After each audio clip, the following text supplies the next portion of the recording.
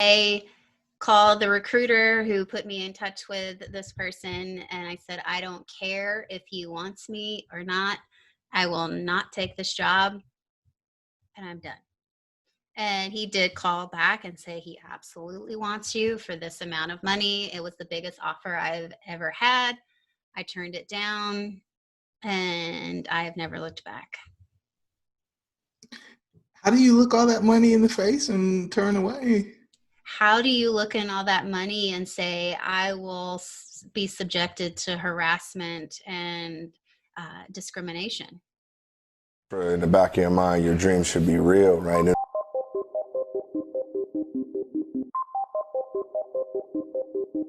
Thanks all for tuning in to Dreamcatchers, where we make things happen. Dreamcatchers was formally launched to unlock the hidden potential in successful, self-motivated individuals who desire to take their life's work to the next level but need support to evolve. We are a collective group of professionals with various backgrounds that use our talents to assist those individuals in realizing their wildest dreams by providing education, inspiration, and direction. This podcast is where we share the lessons we've learned along the way to catching our dreams and give you some context around the how and the why to each approach to put you further ahead on the journey to catching your dream. Are you ready? Hey, everybody, and welcome to the Dreamcatchers podcast. I'm your host, Jerome. I've got the great pleasure of having Lauren Allen with me today. Lauren, how are things out in Colorado? Well, they might be good, but I'm in Georgia. Wait. What are you doing? I used to live in Colorado. I was in Denver for 10 years, but now I'm in Georgia. I'm just picking with you. So, do me a favor before we get into the podcast. Tell the listeners how they can get in contact with you if they want to learn more and deepen their relationship with you. Sure. You can find me at corporatesschooldropout.com. And all the ways to connect with me and talk with me are in that website. Wow. Okay. And so now that we played about geography with you, right? Georgia, Colorado, wherever. So how'd you become a corporate dropout? What is that all about? So January the 19th, 2017, I dropped out of my job. And about 6 months prior to that, I started exploring what life could be like outside of living in Denver and working my full-time corporate job. So I put together a plan of moving to San Diego. So it took me about 6 months. I quit my job, sold my house, and I moved on January the 20th to San Diego, arrived on the 23rd, and I took about 4.5 months off and realized that there was no way that I could go back to the corporate setting. I tried.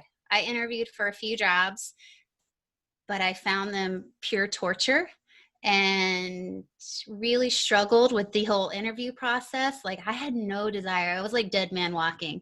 I would like show up to these interviews and the people they would be asking me questions, but I didn't feel like answering them. I didn't feel like even being in this building. And so I knew that there was something that I needed to explore outside of going back to corporate.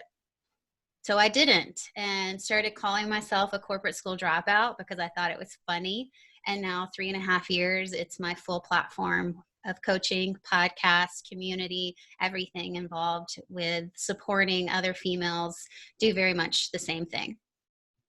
So along the way, you became, well, when did you get fed up, right? Because you don't just decide one day that this is... No. I think it was probably years in the making. I was in the corporate industry for about 15 years, and I was a project manager for very large global corporations. So if you think of very large global corporations, bureaucracy, politics, infighting, like power dynamics, like everything you could ever think of. And I really just struggled with the fact that every day I went to work, I felt like I was in battle. And I finally got to the point of like, why am I fighting? Why do I care? I don't care about any of this stuff. And so, as you know, people talk about all the time of, it wasn't fulfilling. Going to battle every day is not a fulfilling serving environment. And I finally got fed up with it and had a few things happen in my company that led to the ability for me to say, you know what, I think I'm done here. I think this is time for me to move on. And so it was easy for me to transition out because my company didn't operate in California. So as much as maybe I could have taken my job remote and still moved to San Diego, I actually didn't have that opportunity because my company didn't operate there. So it was an easy transition for me to say, well, I'm done. I'm going to step away for a while. So that's what happened. Wow. And so, I mean, what gave you the courage to just walk out and start your own thing? Because, I mean, a lot of people say it's going into the wilderness after being in a house cat for a long time. Um, I think we talked about it in a previous conversation of I had done the internal work to get to a place where my confidence and my ability and my trust in myself that I was going to be just fine was so impenetrable. There was no way that you were going to tell me that this was a bad idea.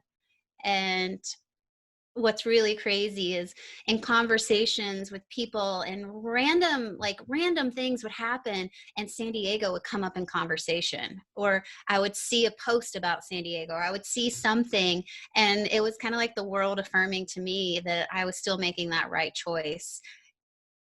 Now I don't live there right now, but I attribute everything I have now to the fact that I made the choice to make a change in my life, and I put myself into a position that allowed me to grow.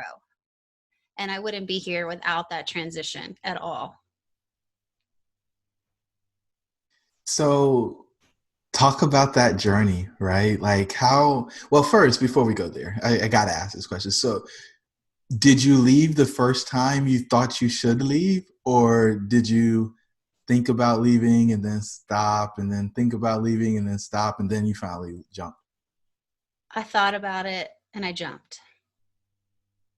So now, not to say that I haven't thought about going back and been like, ah, help me, help me, help me. But I haven't. I just felt, like I said, it was impenetrable.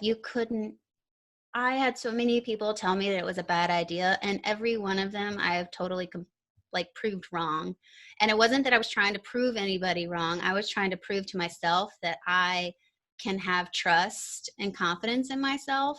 And it really had nothing, like I said, it had nothing to do with proving anybody else, but it had all of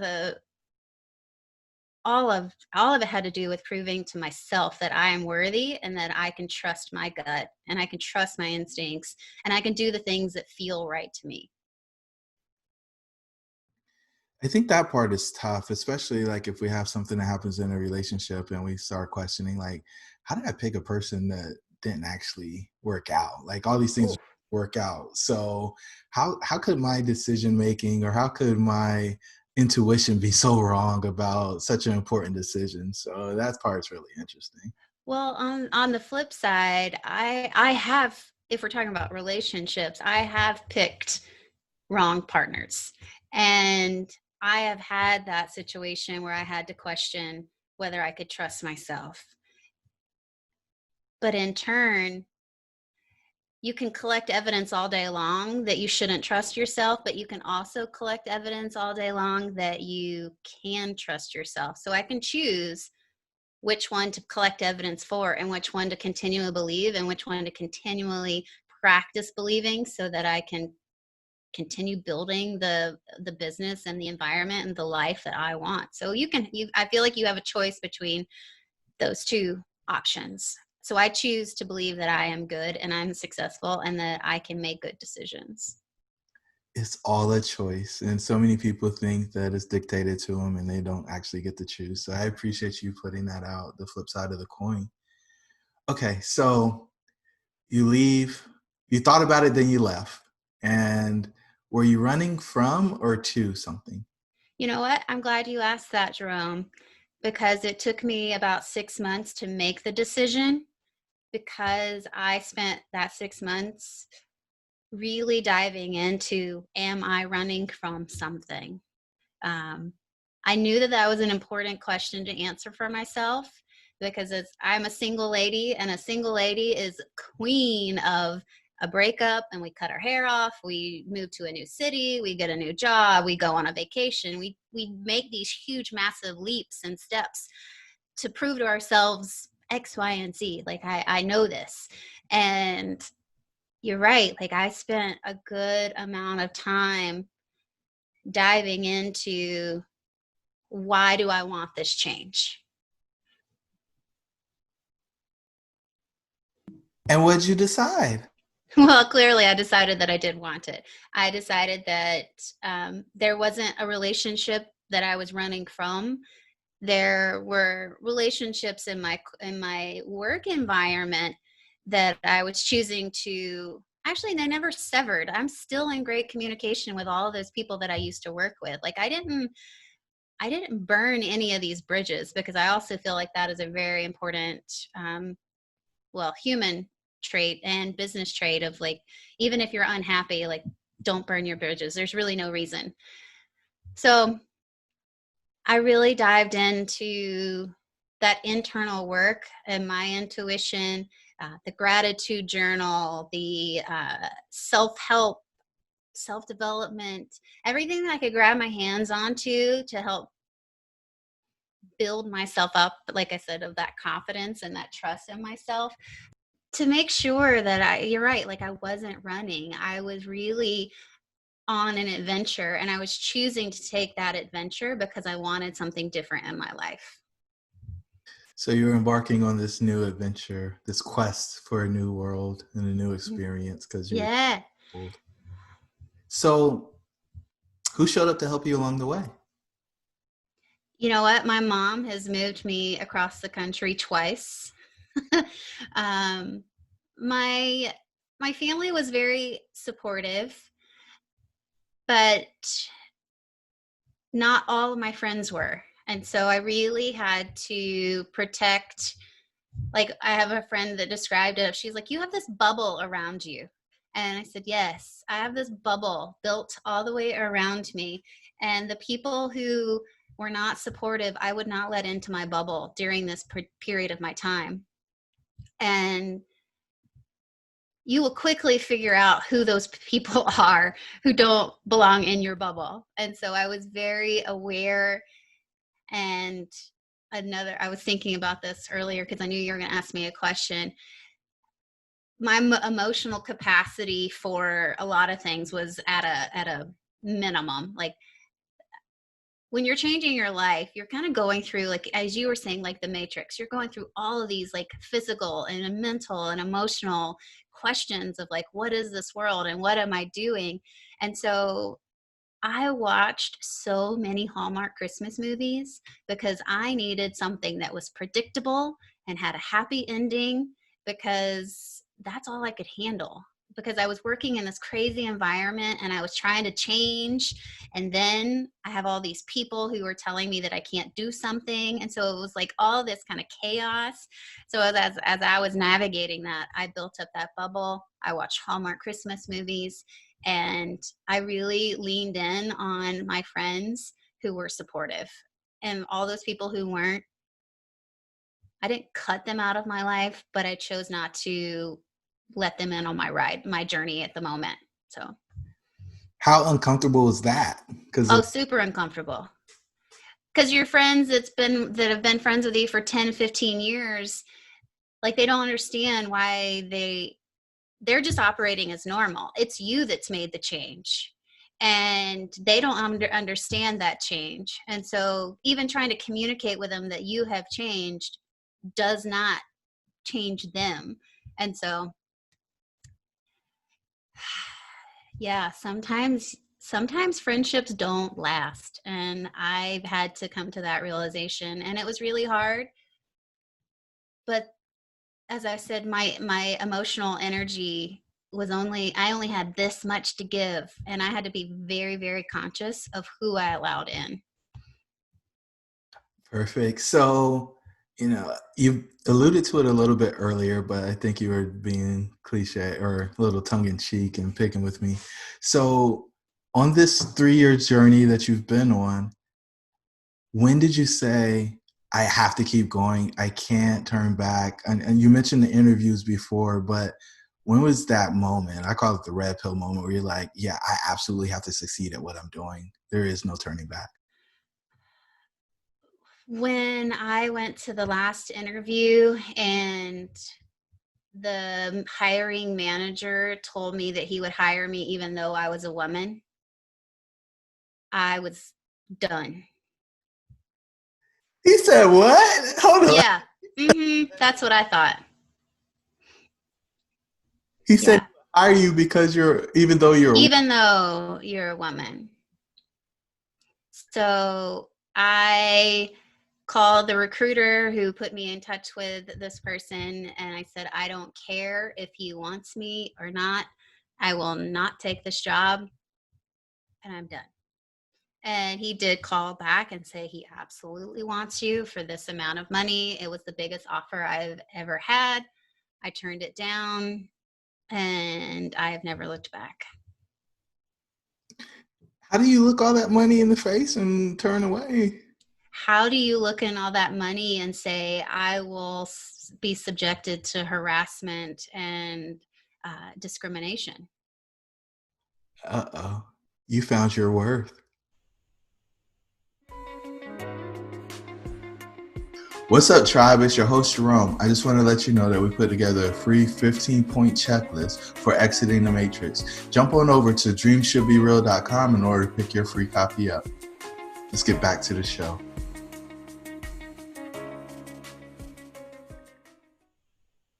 Yes. Wow.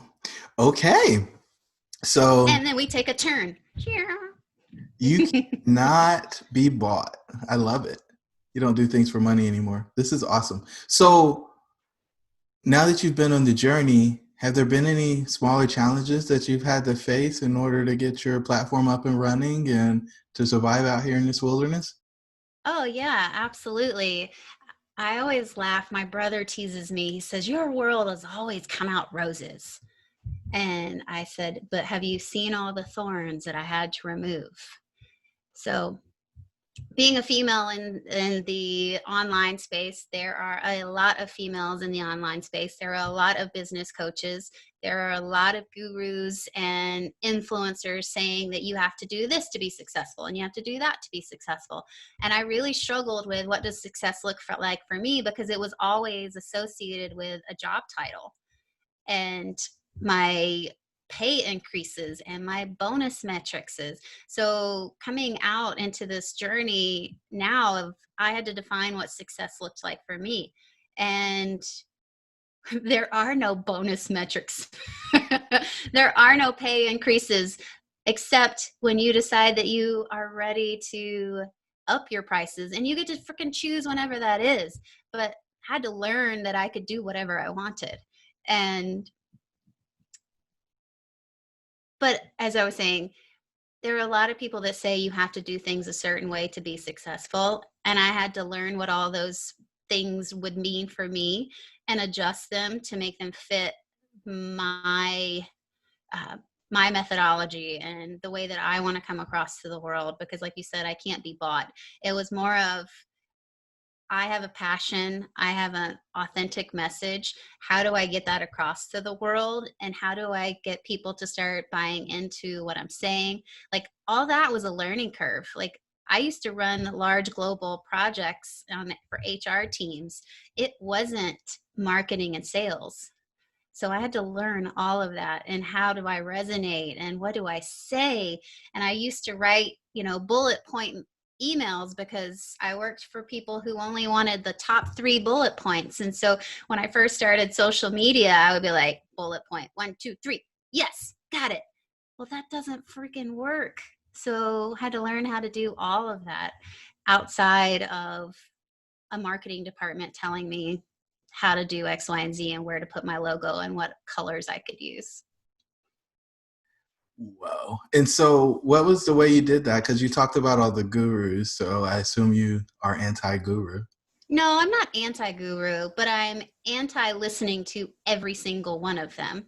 I am pro finding a person or a group that resonates with you and supports you and teaches kind of in the methodology that most resonates with you. And whoever that is, that's great. And whatever system, process, flow you follow just has to work for you. It doesn't matter who it's coming from. Oh. All right. So you stopped communicating like a Neanderthal, Yeah. started marketing. You got some customers into the kitty and started proving that you could find something to eat, be your own farmer, as my friend Logan Freeman says. And now things are working for you. And other people are noticing it and saying how just effortlessly you make this thing look. And so, outside of having to get some education, how else did you overcome your challenges? Support systems. I can't speak enough to finding a community and a support system that allows you to, well, not allows, enables you to find the support that you need.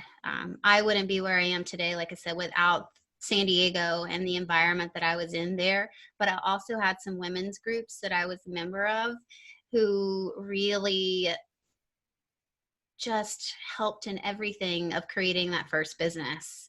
And I'm still really good friends with those women today of like, they were my photographers, they were my lawyers, they were my designers, like all the things that I kind of needed to get my first business up and running were all within my fingertips when I created the community and I started participating in that community and building it. And, I always say, you give what you get what you give. So I showed up to every time that door was open because I knew that I was going to be successful if I allowed the support and if I gave back as much as I could too.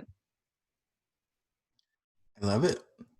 I love it. Giving, not to get, but just giving. And then you end up getting by giving. That's beautiful. So, what was your worst fear in the whole process? Oh, that I would fail. Yeah. I think that we all have such a huge fear of failure. But again, you get to choose what your definition of failure is. Like, I have launched multiple businesses. Are they all profitable? Nope. But I got to learn how to launch businesses and I got to fail. And what is it? Fail hard and fail fast. And I get to reinvent yourself and you get to pivot and you get to take all those failures and turn them into successes. And that's kind of what I'm experiencing right now. Like I said, I launched multiple businesses, but the one business that I've pivoted and have really created and dialed into with Corporate School Dropout, that is a success for me because I've already been through all of the crap, learned my lessons, and got to just reinvent myself through this project. How did you overcome that fear of failure? Like, because you talked about you have to define success and you also said you have to define failure.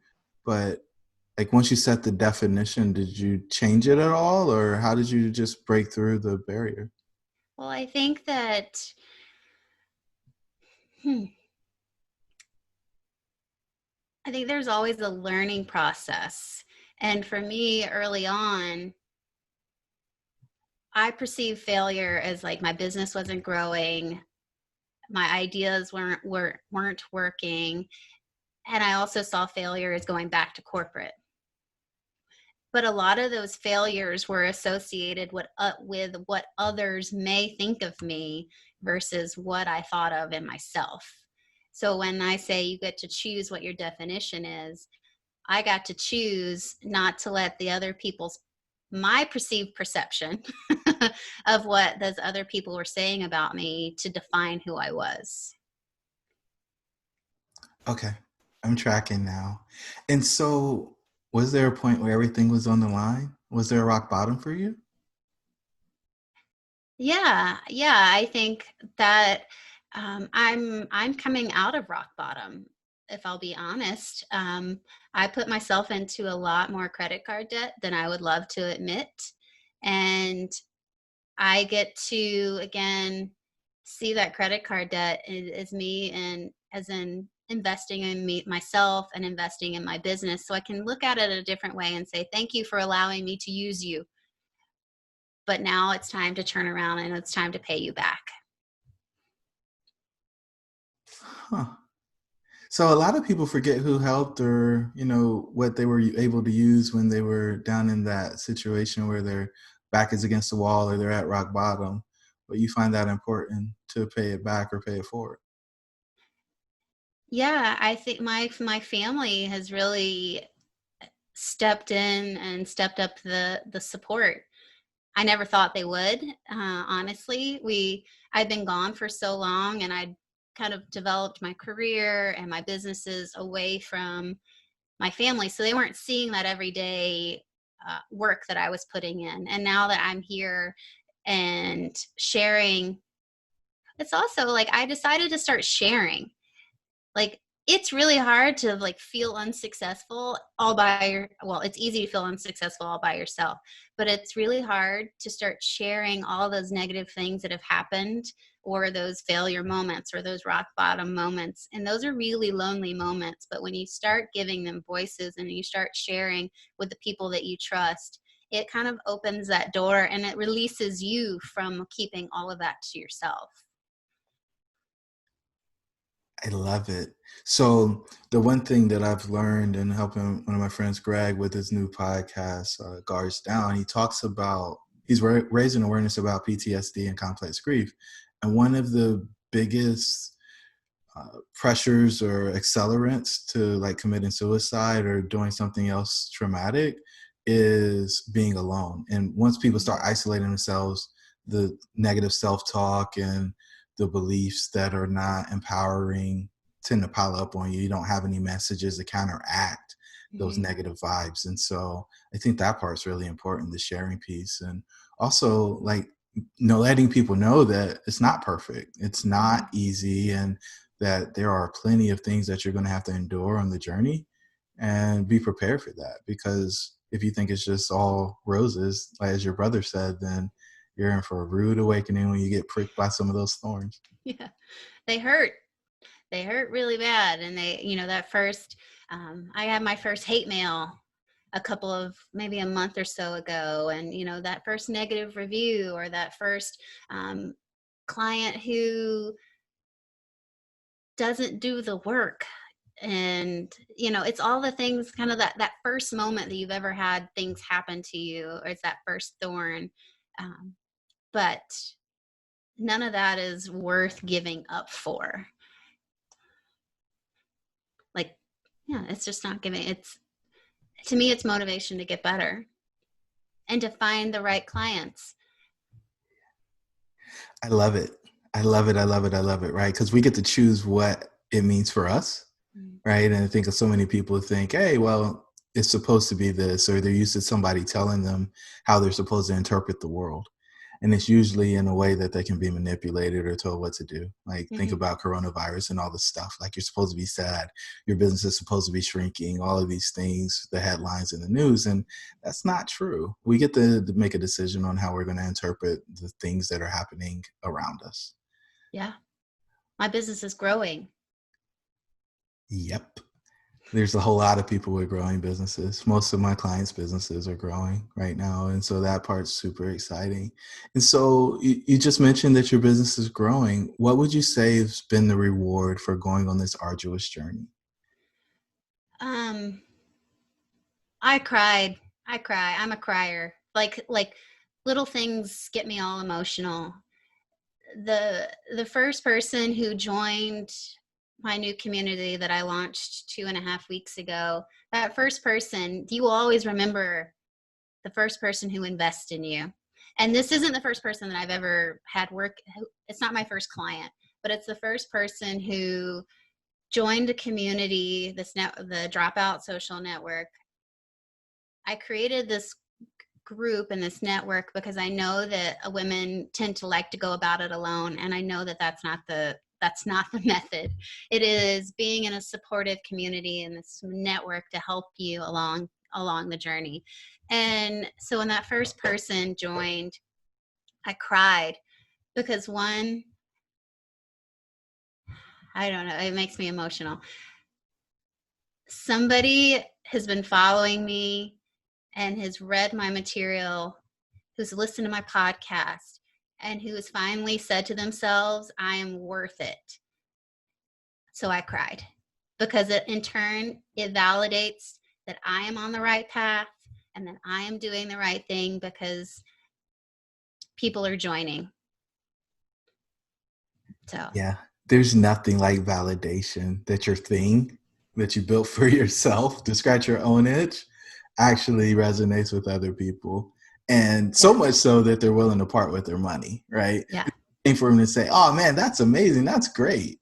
But when they actually give you money because of what you're creating, And when you wake up in the morning and you have, like this morning, I woke up to 2 new people in the group. I didn't do anything from 9:30 last night to 8 a.m. this morning, but I produced a revenue stream. Like, how amazing is that? absolutely. So, It's the dream. And it's what you set out for, when you started this journey. So with that said, right, has there been anything that's tried to pull you back into the old world? oh yeah, I'm still in, this is telling all my secrets. Yeah, I'm still in contact with all of my corporate connections, and every once in a while I've been asked to come back, and that has sent me into a tailspin of, what do I do? Is this the right decision? Do I say no? Do I say yes? How do I have a platform of Corporate School Dropout, but still being internally pulled in and out? Like, that's really hard. I have not gone back, but that's a hard thing. Every time, it's kind of like that ex-boyfriend who you don't hate them, but they still call you every once in a while and ask you to coffee, and you're like, should I? Is this a good idea? So This is great.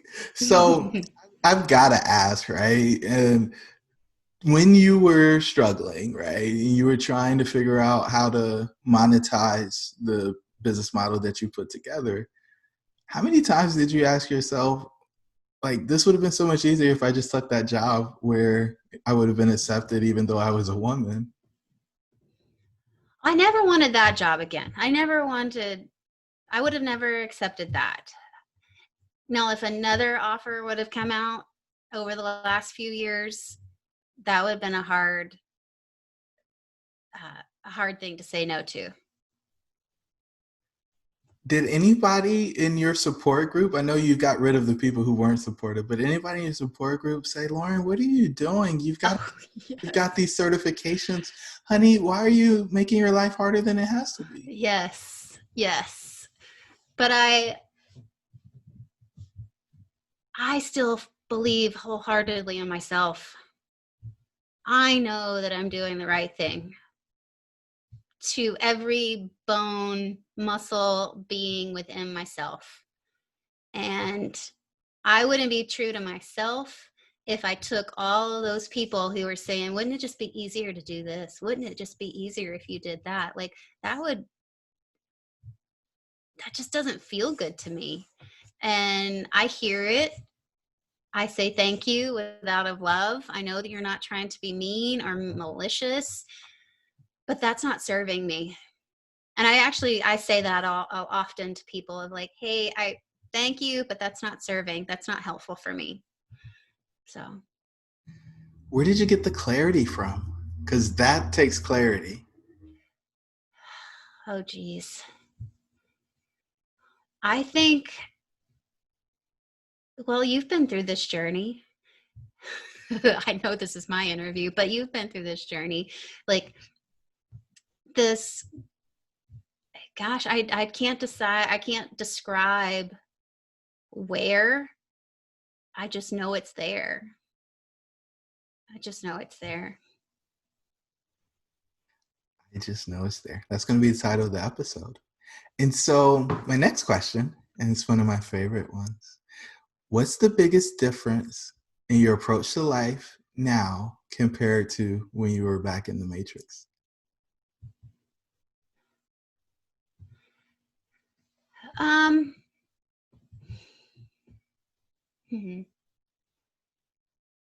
I think I was more selfish I was more, I would say, carefree. Like, I didn't worry about anything. I lived paycheck to paycheck, but I didn't care. Like, I did all the things. It didn't matter. But then I had the switch that my mission was to serve. And so every decision I make every day is, how do I make sure that I can show up for myself and for my audience?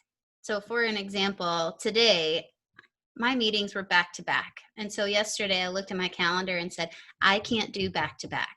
Like, my energy level is not going to sustain back to back.